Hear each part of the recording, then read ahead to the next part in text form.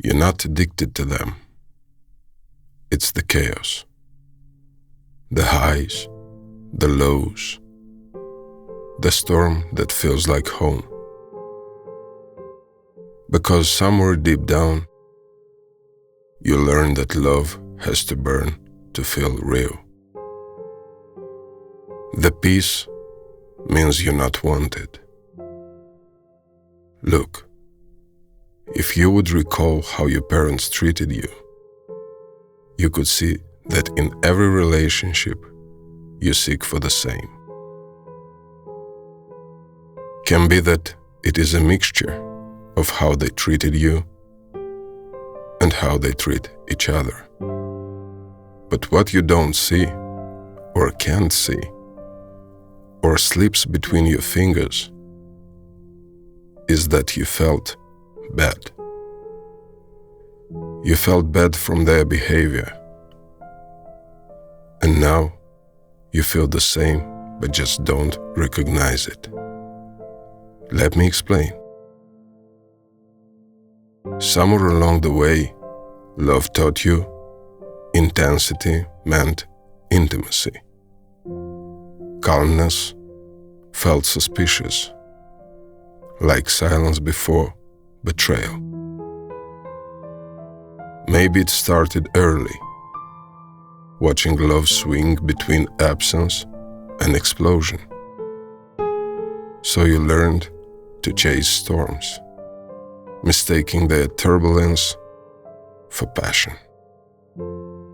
And now, when someone offers you steady warmth, consistency, reliability, your first instinct is doubt, restlessness, like something vital is missing. You push, you test, you sabotage, because a part of you still believes love is earned through tension, through the sweet pain of uncertainty. Think about the ones who left, returned, left again. Each cycle felt electric, addictive, and you called it chemistry. That push and pull. But it was anxiety, adrenaline, a nervous system trained to find safety in chaos. Your brain isn't betraying you, it's protecting you. It learned early to read subtle cues, mood swings, sudden silence, unexplained withdrawal. Adrenaline and cortisol became your baseline, and calm became suspicious.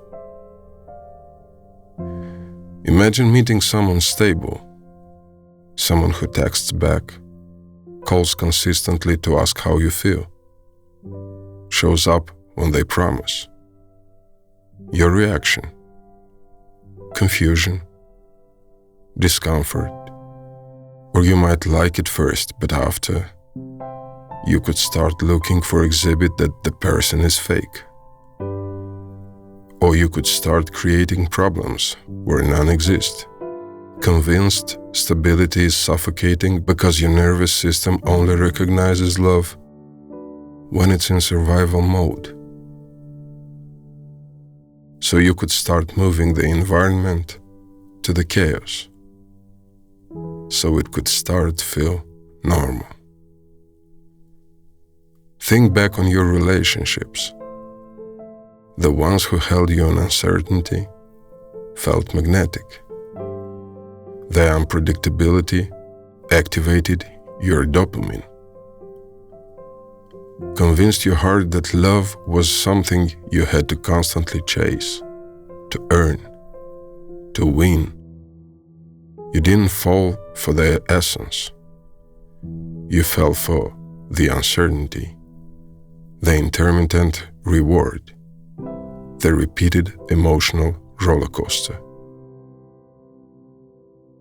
But here's the quiet truth. Awareness comes first. Realizing your body isn't craving pain, it's craving familiarity. Understanding this intellectually is simple, but believing it, feeling it, is harder. It takes gentle, consistent reminders that quiet can mean safety, not neglect. So start small. When boredom creeps in, sit with it instead of seeking distraction. Journal through the discomfort. Breathe through it. Open up to someone who offers calmness, even if it feels unnatural. Each small step is a quiet rebellion against your old narrative. Practical ways may look like intentionally staying present when everything feels too easy. Notice your urge to create conflict or excitement. Resist sending that provocative text or picking an unnecessary fight. Instead, ground yourself in reality. Remind yourself it's okay to trust softness. Slowly, intentionally, rewrite what connection means. Notice the subtle moments, the steady messages, the reliable presence. Reinforce those moments. Speak them aloud. Anchor them inside you. Gradually, you'll stop chasing lightning and start craving steady fires. And I want you to understand that you learned the old behavior. You weren't born with it. And you learned and trained it so many years that now it can feel that it will never change. But it will, if you will just want. And here, your imagination will help. If you can imagine it, you can do it. Now let's get back. You rewire this understanding by consciously noting when calm feels safe, not empty. Speak openly with friends or a trusted partner about your internal struggle. Ask for reassurance and learn to receive quiet gestures of care as genuine love.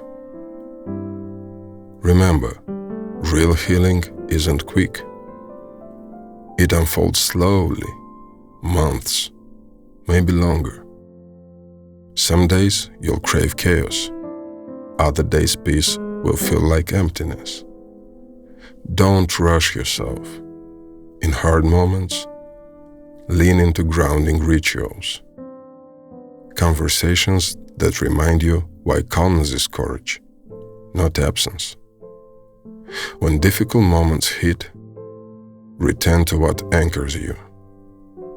Gentle routines, trusted people, calming practices like meditation or mindful breathing. Allow yourself patience and compassion. Real growth is not linear. Each moment you choose calm over chaos, you're building a new pathway in your nervous system. Eventually, you'll realize true intimacy doesn't ignite storms. It quiets them. It won't spike your pulse or throw you into a whirlwind.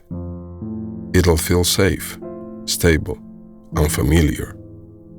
Yes, but deeply real.